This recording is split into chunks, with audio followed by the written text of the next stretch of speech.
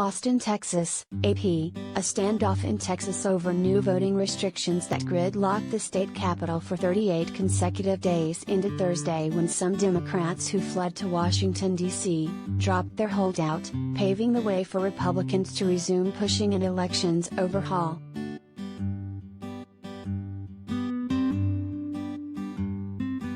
It abruptly and messily drew to a close one of the few, and lengthiest, quorum breaks in modern Texas history.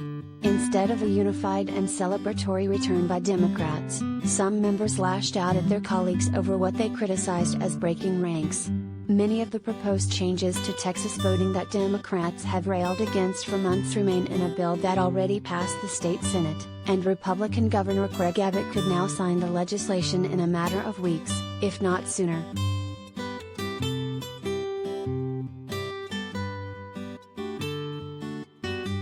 Only 3 new Democrats showed up Thursday, and the vast majority of the more than 50 Democrats who voted for the nation's capital in July continued to stay away from the Texas Capitol. Still, Republican House Speaker Dave Phelan said enough were there to achieve a quorum, which in the House is normally 100 present legislators. Growing impatience among Republicans had led to escalating threats that missing lawmakers could face arrest, but officers never appeared to do more than leave warrants at Democrats' homes.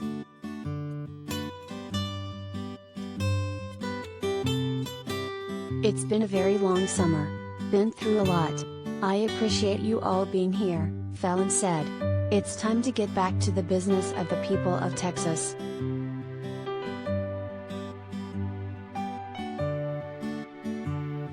Not all Democrats joined in the holdout, and the newest to come back to the Texas House defended their decision, saying they had successfully pushed Congress on voting rights legislation while pointing to the growing urgency of surging COVID-19 caseloads in Texas. One of them, Democrat Garnet Coleman of Houston, did not go to Washington because he was recovering from having a leg amputation brought on by an infection.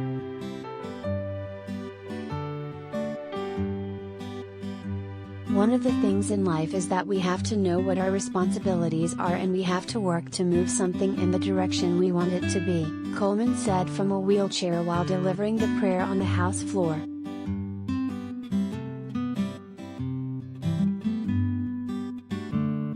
But other Democrats who remained absent did not hide their frustration.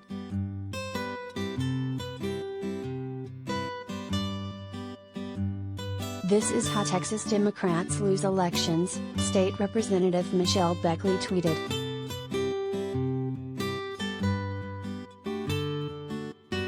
Abbott now has an opening to divert attention back to the Capitol and away from criticism and defiance by Texas' largest cities and school districts over his handling of worsening COVID-19 numbers. Abbott, who is up for re-election in 2022, had also jammed the agenda of this latest 30-day special session, which is nearly half over, with other hot-button conservative issues including border security and how race is taught in public schools.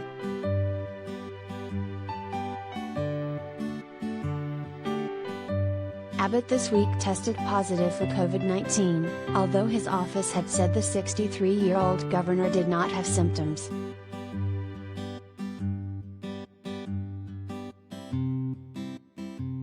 It leaves Democrats much in the same position as when the holdout started, unable to permanently stop the GOP-controlled legislature from putting new limits and rules over how more than 16 million registered voters can cast a ballot, and federal voting rights protections that Texas Democrats lobbied for while in Washington still face long odds of getting around GOP opposition in Congress.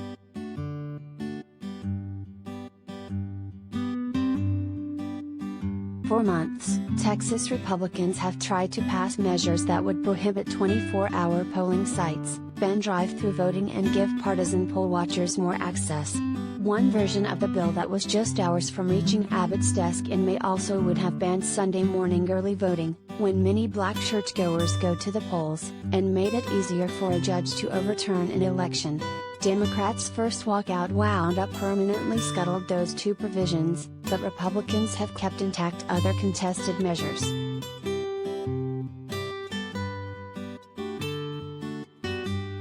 Abbott vetoed paychecks for about 2,100 legislative staffers after Democrats walked out the first time in a move that was aimed at pressuring Democrats to return in order to restore that funding.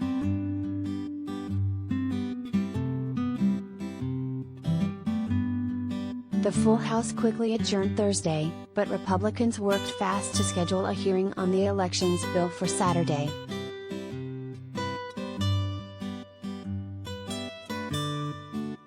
People want to get to work.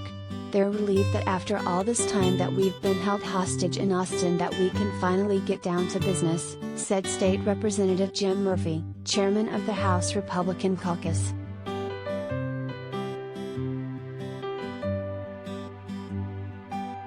Months of protests had put Texas Democrats at the center of a new national battle over voting.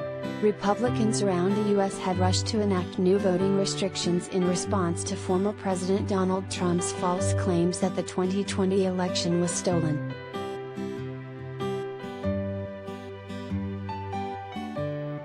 Republicans are now back on the path to pass new elections laws in Texas before the current special session ends on September 5th.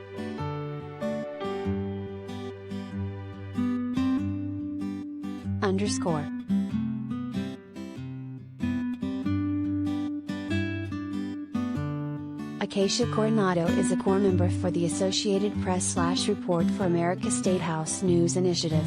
Report for America is a nonprofit national service program that places journalists in local newsrooms to report on undercovered issues.